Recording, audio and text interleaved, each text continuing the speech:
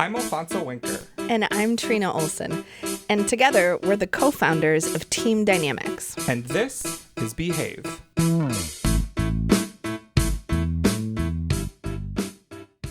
Welcome back. We are so excited to have our listeners tuning in for a conversation that we've been asked to have for a while from folks who really have a strong desire to do meaningful and impactful diversity, equity, inclusion, race, gender, focused change work.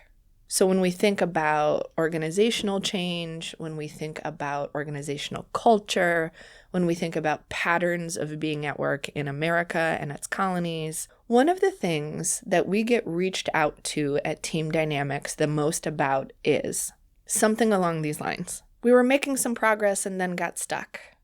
I have all that data, but for some reason there's still resistance. I think we could make this policy change pretty quick, but at the board meeting, it got voted down. So folks are running into barriers that are perceived or real. Sometimes it feels like a particular argument or a particular person is standing in the way of moving some equity, justice goals forward. And so for all of us who care about leveling the playing field in the workplace and making sure we can actually access the very best talent, start utilizing our differences as assets, and really tap into the kind of creativity and innovation that is required in our roles, sometimes we have to push through a couple barriers. I'm curious, Alfonso, what are some barriers that you have heard or you have experienced personally when you as a champion for change are making an offering? Like, hey, I have an idea. We could do this better or different, or I learned about how to do this more inclusively. What have you ever run up against that might help our listeners as they're thinking about having to make the case for forward movement? So I think about it in three sort of messages. Okay. I don't think of specific characters Sure. or roles, but I think of three things that we can hear different flavors of.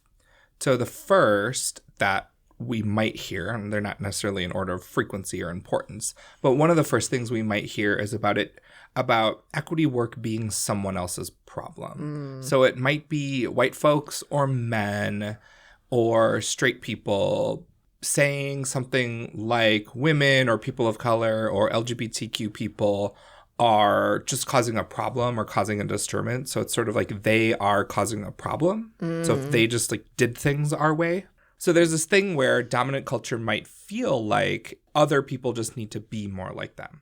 Right. And as a reminder, dominant culture in this context means this culture was created by people like me, by me, for me, with me in mind. Yeah.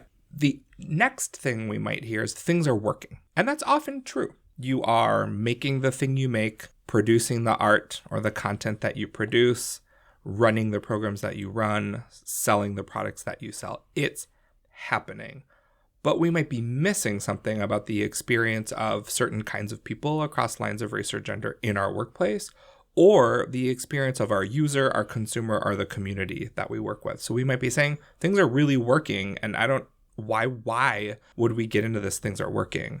And then the third thing that we hear a lot is that the issues are too big, that it's for some other entity or group of people, that the enormity of social problems isn't for our team or for me to take up. That's for someplace else or somebody else. So it's we go from those people are the problem to, well, things are working, but probably folks are missing that there's some nuanced experience to the issue's too big. Like those are sort of the flavors of phrases we hear when there is resistance. Yeah, and I think you're right. They come out in a bunch of different ways. And so often with that third one you were talking about, this is just too big to get into, we hear time and money as the reason or excuse, right? We don't have time for that. We have really big goals this quarter, or we hadn't budgeted for that, right? And at some point, some of us have got to stop and actually build equity into our plan, or we're going to keep perpetuating behavior and outcomes that are so wildly outside of our values, we're not going to be able to feel good about coming to work. So tell me what you do when we start hearing that finger pointing piece, the surely this is somebody else's problem or they're the ones causing the problem. We hear this in coded ways a lot, like that person's not a good fit, or that's just how our organizational culture is.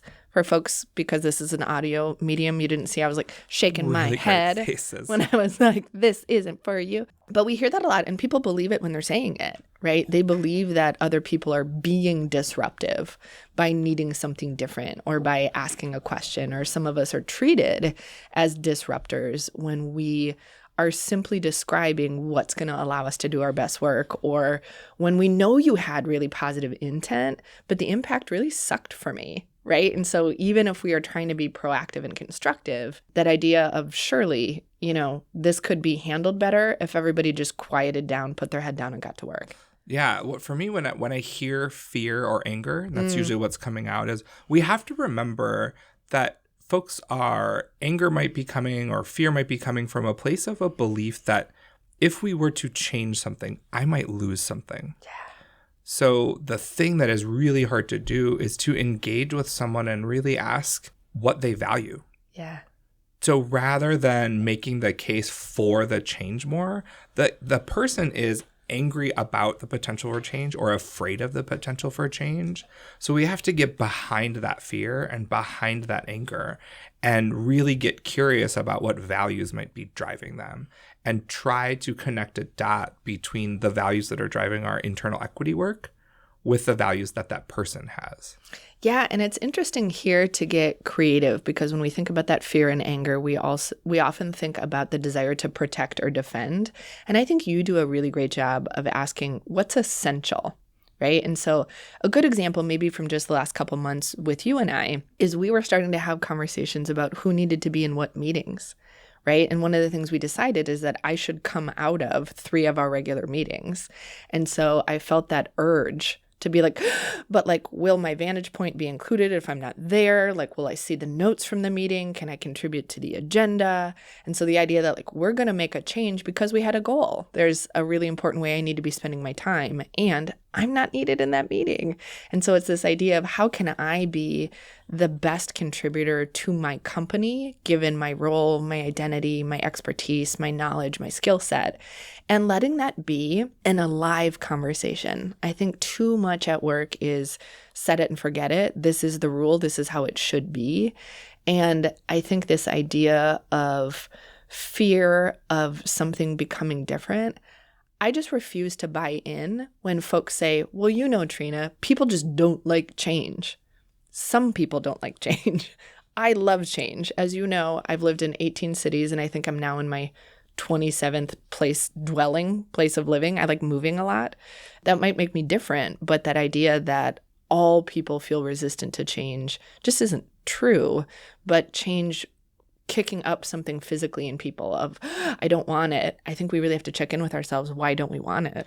And that not wanting change, I think, gets me to that place of, well, things are working.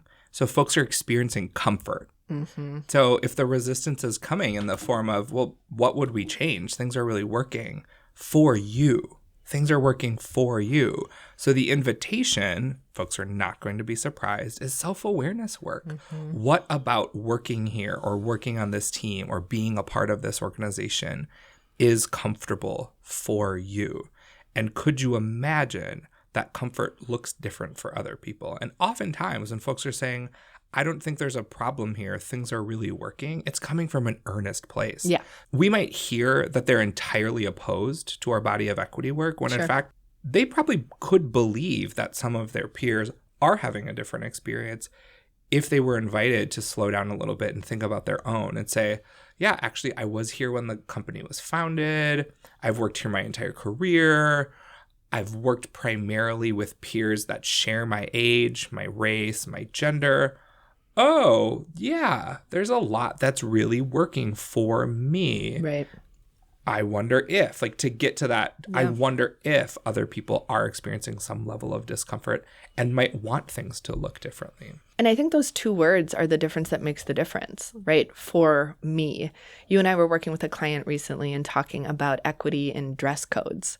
And so the way we like to start having that conversation is everybody actually saying for themselves, here's a dress code that would work for me.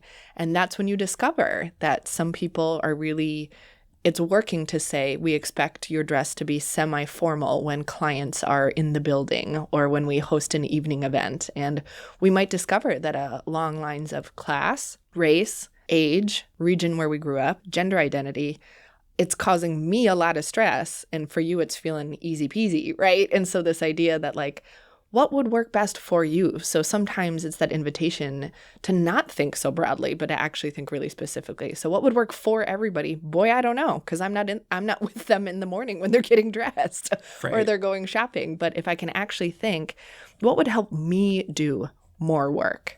You even had a conversation with clients that were thinking about working really long hours and how uncomfortable some shoes were. And the fact that if the expectation is I'm going to wear shoes that hurt for more than 8 hours, I'm not going to be able to pay attention in the meeting anymore. Right. Right? So again, back to our goals. How do we think about asking that question?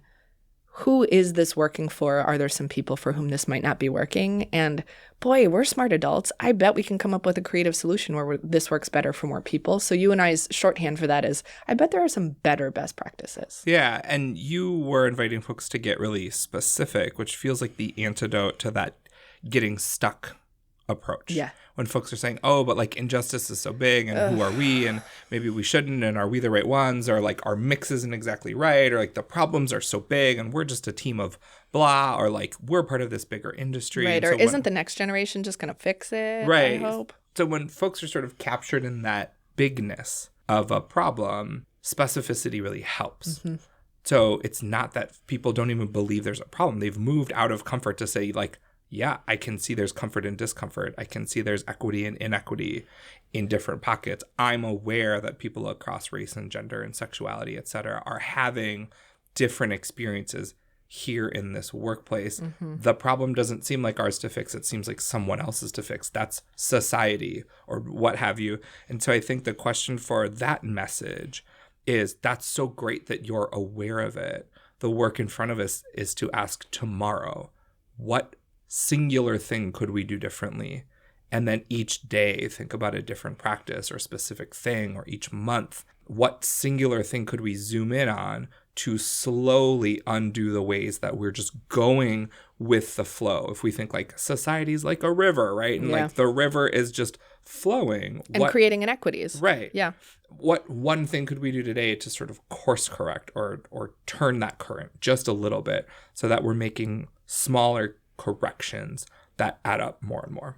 Yeah, and you and I have said that empowered approach is what makes this work really doable day to day, because we think, what's in our control? What could I do more of, less of, differently? Is there a way that I can move from not knowing, making assumptions, wondering, to having more information, to knowing, to trying something out? And I think when folks get into that too big, we don't have time, we don't have money, we will always kindly say, you have to choose to make time and you have to choose to make an investment. And what we don't want is folks coming back year after year after year saying equity is a goal and saying they're so frustrated that they haven't made any progress, right? Saying, we keep saying this is a goal. We keep saying diversification is a goal. At some point, you got to back it up. And so I love that idea of not taking really big gulps of water, but sips. What is that one or two things I could do just in my role with the tasks in front of me, with my team, with the broader company, and then within the sector? So it's helpful sometimes to think about actions in those multiple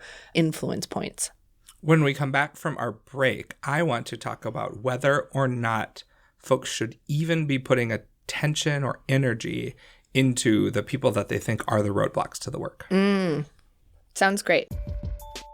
Alfonso, we're about to get to do an episode of Behave live from a stage. In real life, in front of people more than Levi. Exactly.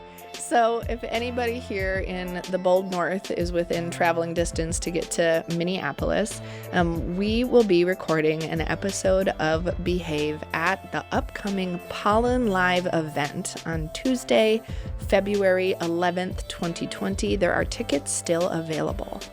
We are super excited to do our first live event, and we're going to get to talk about one of our favorite topics. We haven't dug in a bunch, but you know that we are big social justice movement building nerds, and we're going to get to talk about what social movements are and how workplaces really need to pay attention to social movements. We're also having our first guest. Our dear friend, our movement fam, our mentor, Beth Zemsky, is going to be on the stage with us at Pollen Live on February 11th, talking with us about social movements and what are the implications for social movements as we head into 2020 and for workplaces. So a big thank you to Pollen Midwest for having us. We hope to see you there. Check it out at pollenmidwest.org/events. Welcome back. So we'd like to close out today's episode by digging in on where you should put your time and attention when you're hearing a lot of pushback. And so Alfonso and I both have actually a lot of campaign experience, and we learned a lot about how we target or talk to particular voters, about when it's time to do persuasion work, about who really are our decision makers. And those feel like some transferable skills when we think about where are we going to put our time and energy on a given day when we are hearing somebody sort of put their hands up and say, I don't want to do it. So what's your advice for our listeners? So I think a lot about loud voices versus essential authorizers. So you're absolutely going to hear from people that are a part of your team about their challenges, their issues with, their pushback around the fact that the organization is engaging in transformational work. Transformational work can feel scary. It can feel really far away. It can feel uncomfortable. All of those things are signs that an organization is changing. It's important to listen for, are they coming from that fear and anger place? So find out what they value. What thing do they feel like they're losing?